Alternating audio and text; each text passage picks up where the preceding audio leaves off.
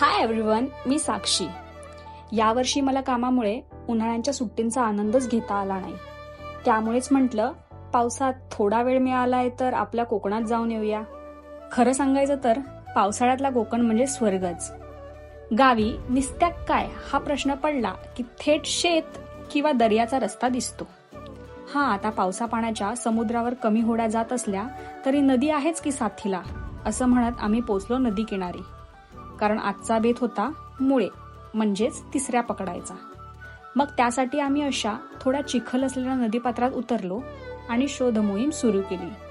विषय असा होता की खाली कालव्यांची करपा असल्यामुळे पाय जरा जपून टाकायला लागत होते.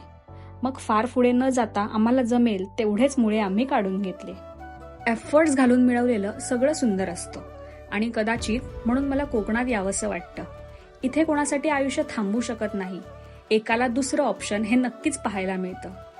तात्पर्य हेच की 5 दिवस नेटवर्क नसलेल्या ठिकाणी गेलं तर माणूस खूप काही शिकून बाहेर पडू शकतो.